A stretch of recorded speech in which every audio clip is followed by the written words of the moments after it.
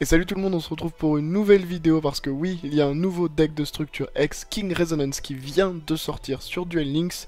Est-ce qu'il est compétitif? Est-ce qu'il y a déjà des decks qui existent? On va parler de tout ça directement dans la vidéo.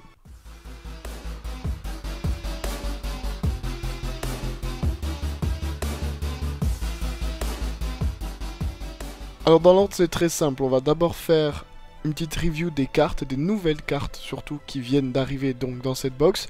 Ensuite on ira voir des decklists, des idées de decklist que j'ai récupérées ici et là ou que j'ai faites moi-même en partie. Et voilà, je vous donnerai des idées, ce ne seront pas des decklists optimisés, hein. Le deck vient de sortir donc ne pensez pas que ce que je vous montre là c'est ultra compétitif. Mais ce sera déjà voilà, ce seront déjà des idées pour que vous puissiez vous-même vous créer vos decks et commencer à réfléchir à ce que vous voulez jouer avec ce deck de structure. Il est en tout cas très sympa à jouer et je vous montrerai ça à la fin avec deux petits replays. Alors très rapidement quand même on va parler des cartes qui sont déjà dans le jeu mais qui ont été remises avec ce deck de structure. Il y a déjà Puissante Renaissance, une très bonne carte qui avait été utilisée dans beaucoup de decks, par exemple Guerrier Magnétique à une époque. C'est très fort, c'est une bonne staple qui pourrait être utile dans le futur, donc ça fait pas mal plaisir honnêtement qu'elle soit là. C'est pareil pour le Dragon Rouge Arc-Démon. Dragon Rouge qui était de nouveau dans une box qu'il fallait donc ouvrir plusieurs fois. Moi je l'avais en une seule fois. Et bien tout simplement ça me permet ici de l'avoir facilement, voilà, en achetant juste avec 1000 gemmes. Même si moi, comme vous pouvez le voir sur l'écran, j'ai sorti la CB et je l'ai acheté en 3 fois. Parce que je voulais économiser mes gemmes tout simplement. Mais le Dragon Rouge Arc-Démon en tout cas, il peut faire le taf, il est sympa, il est utilisé en plusieurs decks. Il est utilisé dans Aile Noire par exemple. Donc ça c'est une manière assez simple de l'avoir. Mais ensuite on va parler des véritables nouvelles cartes. Alors déjà il y a le Diapason Horloge. Alors cette carte en gros si vous jouez les decks invoqués actuellement, vous connaissez sûrement le combo avec ce synthoniseur de niveau 3 qui peut pas être détruit au combat une fois. Et ensuite vous faites la synchro avec Alistair, vous faites Black Rose et puis vous invoquez un n'importe lequel, enfin peut-être pas n'importe lequel, mais l'invoquer terre généralement, et vous faites OTK à 4000. C'est un combo qui marche, et en fait tout simplement le Diapason Horloge est dans différentes situations meilleur que le synthoniseur qu'on utilise actuellement. Donc déjà c'est un petit boost, tout petit boost pour les decks invoqués. Ils n'avaient pas vraiment besoin de ça, mais bon, c'est sympa, c'est une carte en plus, ça peut toujours être utile. Mais ensuite on arrive aux cartes qui sont vraiment importantes, c'est-à-dire bête d'assaut, réflecteur psionique, activation mode assaut, et surtout évidemment le Dragon Rouge Arc-Démon mode assaut. Toutes ces cartes évidemment fonctionnent ensemble, c'est tout un combo. Pour vous donner l'idée, je vous le montrerai dans le replay justement à la fin, restez, vous verrez comment le combo se déroule sur un tour, mais l'idée du combo c'est que le réflecteur psionique, quand il est invoqué normalement ou spécialement, vous pouvez ajouter une activation mode assaut, ou une carte qui liste spécifiquement activation mode assaut depuis le deck à la main.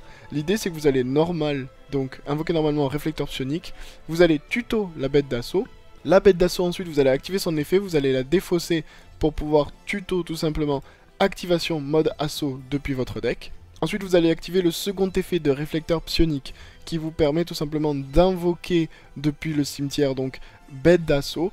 Et c'est là le plus important, il vous permet de modifier son niveau. En effet, vous devez même, ce n'est pas vous pourrez, vous devez ajouter à bête d'assaut 1, 2, 3 ou 4 niveaux. Et alors, en quoi ça c'est utile? Eh bien, déjà ça vous fait 2 monstres sur le terrain, donc ça vous permet de faire ensuite une invocation synchro très facilement. Mais vu que vous pouvez modifier le niveau de bête d'assaut, eh bien vous pouvez invoquer n'importe quel monstre synchro, en gros entre niveau 6 et 9, tout simplement.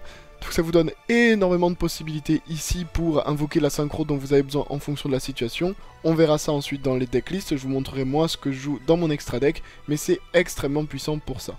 Et ensuite évidemment il y a quand même le fait que vous avez rajouté à votre main activation mode assaut qui vous permet de sacrifier un monstre synchro et d'invoquer spécialement un monstre slash mode assaut dont le nom inclut le nom du monstre sacrifié depuis votre deck en position d'attaque. Donc l'idée c'est qu'on va pour l'instant avoir que ça, donc on va jouer le Dragon Rouge Arc-Démon, on peut potentiellement l'invoquer donc par synchro avec le réflecteur psionique et au tour suivant ou quand vous voulez tout simplement utiliser le piège pour invoquer le plus gros boss monster 3500-2500, le Dragon Rouge Arc-Démon mode assaut qui lui en plus dit que tout simplement si cette carte attaque, détruisez tous les autres monstres après le calcul des dommages.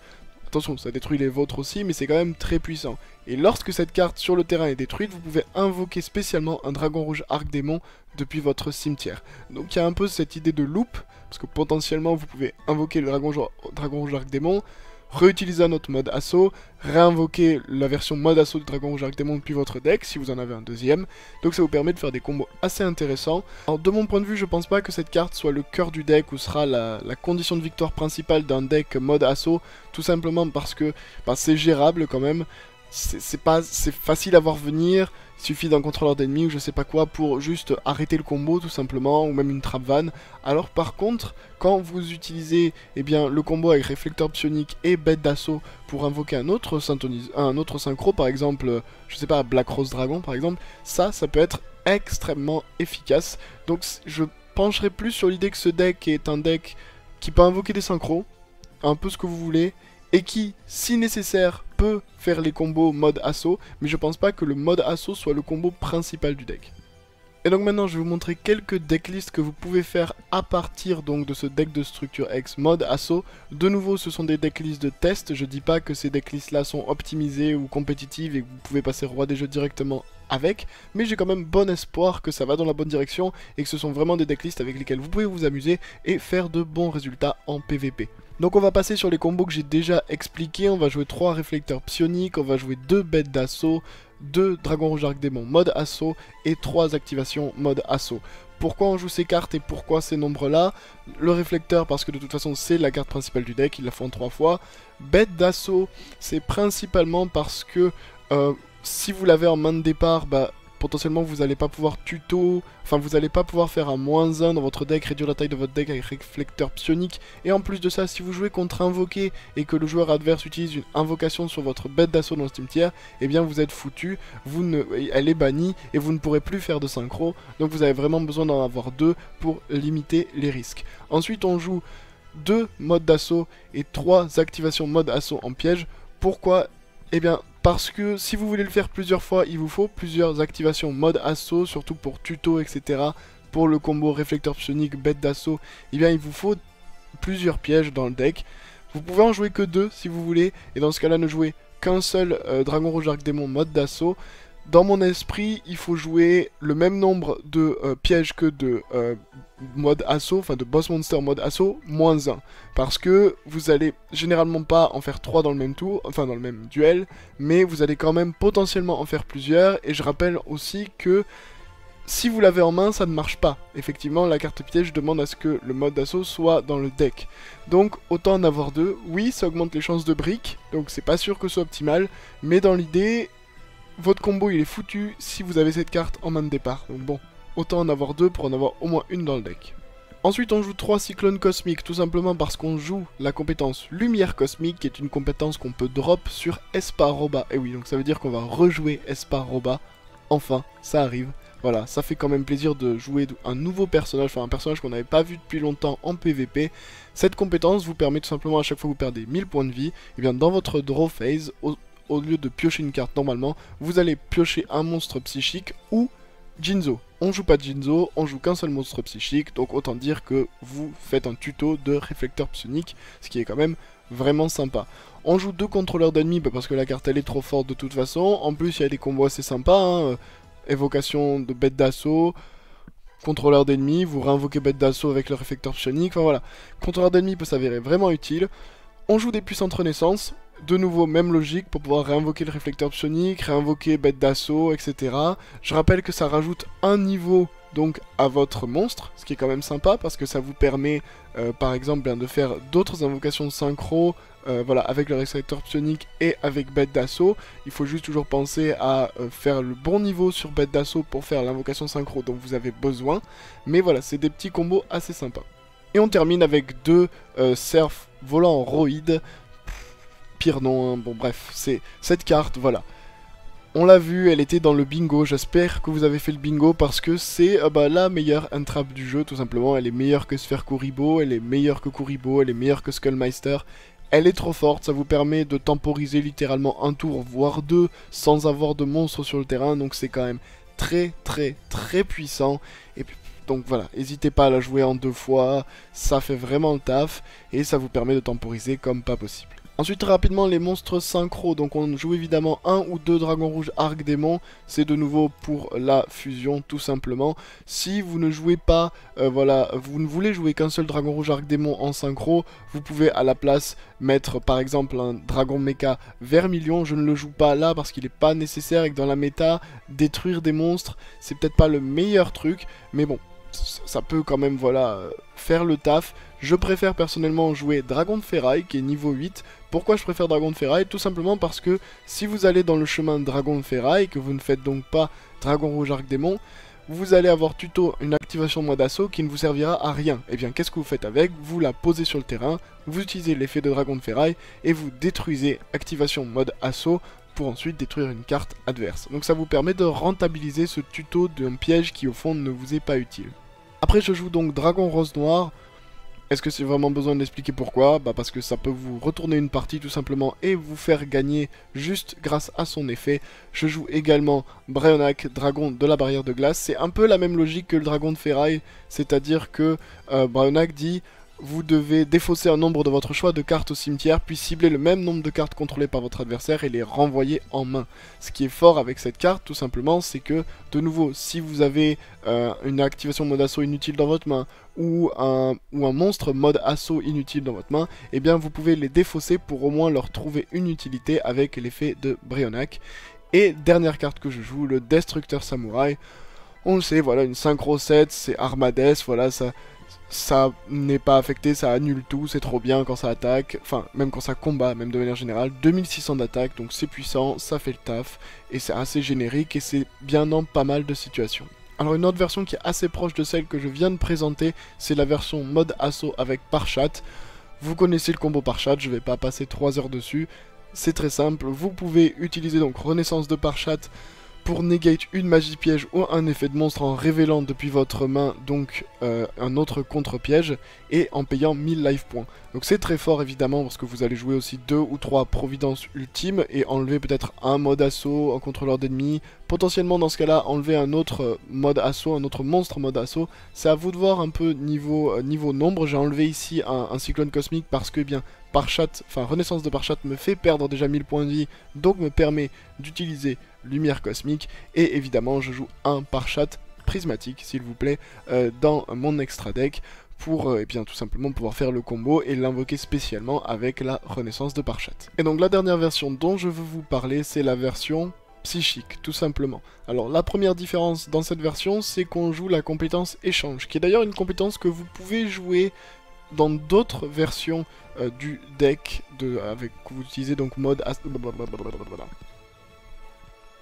et donc la dernière version de ce deck que je veux vous présenter, c'est la version psychique. Alors première différence, c'est qu'on joue la compétence échange. Compétence donc que vous pouvez utiliser d'ailleurs dans d'autres versions du deck mode assaut si vous le souhaitez, mais je pense que si vous jouez pas les monstres psychiques, eh bien c'est moins efficace, voilà, de jouer échange et autant jouer la compétence d'Esparoba.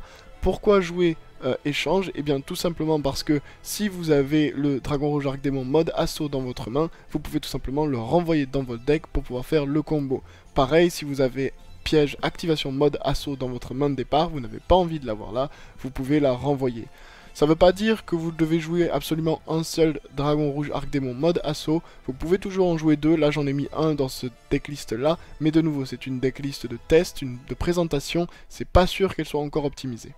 Donc les véritables différences au fond, c'est qu'on va jouer la sorcière psychique de la sérénité, qui vous permet tout simplement quand elle est détruite et envoyée au cimetière, eh bien de bannir un monstre de type psychique qui a 2000 d'attaque au maximum, et puis, depuis votre deck évidemment, et la prochaine standby phase, vous invoquez spécialement le monstre banni. Et ça va vous permettre tout simplement de bannir, puis d'invoquer spécialement le réflecteur psionique. Ce qui est intéressant dans ça, c'est que ça vous permet de faire le tuto comme avec la compétence d'Esparoba, mais surtout vous l'invoquez spécialement. Ça veut dire que vous allez activer son effet, vous allez tuto bête d'assaut, défausser bête d'assaut, deuxième effet le réflecteur psionique, bête d'assaut, synchro, imaginons Black Rose Dragon, tout explose, mais vous n'avez toujours pas fait votre invocation normale. Et ça, c'est quand même extrêmement puissant. Et l'autre carte qu'on joue, eh bien c'est Psychokinésie, qui est vous la connaissez, vous contrôlez un monstre de type psychique, vous pouvez cibler une carte sur le terrain, la détruire, et si vous le faites, vous recevez 1000 points de dommage.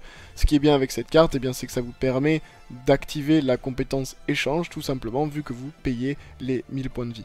Et toute petite dernière différence, vu que là, dans ma version, je ne joue qu'un seul mode assaut pour le dragon rouge, eh bien, je n'en joue qu'un seul en extra deck, ce qui me permet de jouer également le dragon mecha Vermilion. Il y a également une version qui tourne, qui est en gros avec le moteur, le combo, réflecteur psionique, bête d'assaut, etc.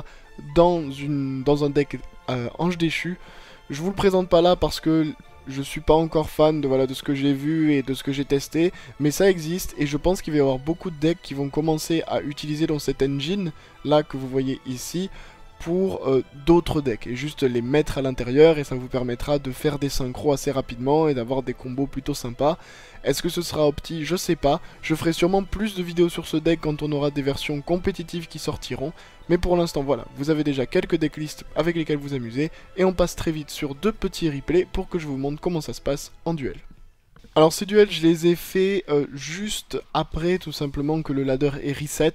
J'avais tenté de faire des replays en roi des jeux. Mais bon, on va pas se le cacher.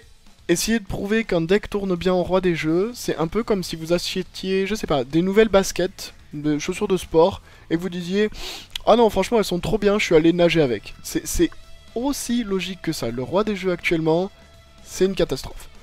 On va passer, j'ai quand même réussi à faire des replays corrects, voilà, en ladder avec le reset, et je vais vous montrer ça, en tout cas pour les combos. Alors là, vous le voyez, j'ai open plutôt mal, c'est-à-dire puissante renaissance, cyclone cosmique, et pile ce que je veux pas, le mode assaut dans ma main. Mais j'en joue deux dans cette version, donc c'est ok. Je vais tout simplement temporiser, je vais attendre que mon adversaire utilise, voilà, île du roi et feu, je cyclone cosmique dessus. J'aurais d'ailleurs dû attendre qu'il utilise l'effet de la carte magie de terrain pour cyclone cosmique. Comme ça au moins, je le forçais à faire ça. Mais c'est pas grave, il a rien, donc je paye 1000 points de vie, ça me permet d'utiliser lumière cosmique, hop, on tuto, et là c'est parti. Je l'invoque normalement, j'ajoute la bête d'assaut à ma main. Bête d'assaut est donc défaussée pour tuto le piège. J'active le deuxième effet de réflecteur psionique pour réinvoquer la bête d'assaut que je fais niveau 7. Niveau 7 parce que 1 plus 7, donc ça fait 8, ça fait dragon de ferraille.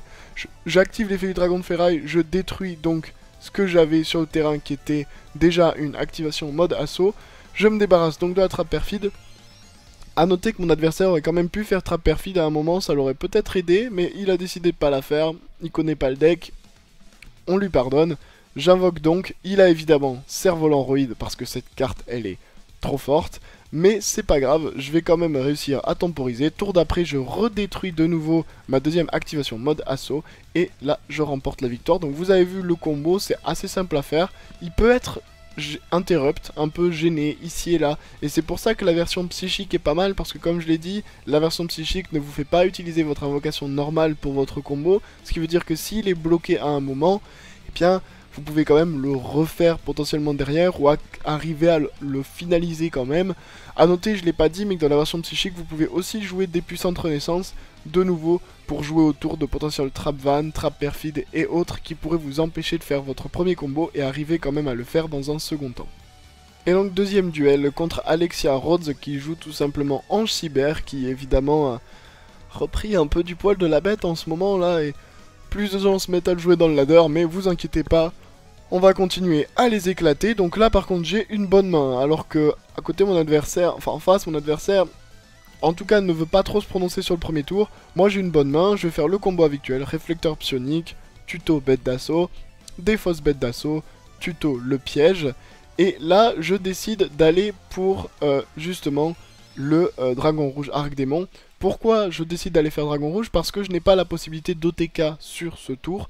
Donc tout simplement je vais juste faire dragon rouge, poser mode d'assaut, poser ma puissante renaissance et temporiser sur ça. Mon adversaire derrière, lui, il va avoir enfin ses combos. Le cyber petit ange, ça fait plaisir qu'il soit de retour et qu'on puisse enfin l'utiliser. Mais ça ne va pas lui suffire ici. Il va faire tout le combo que vous connaissez déjà, hein, donc vous l'avez déjà vu plein de fois je pense. Benten pour invoquer Idaten. On fait évidemment les deux effets. Ça nous permet de tuto Dakini plus le spell, voilà. Le combo G habituel.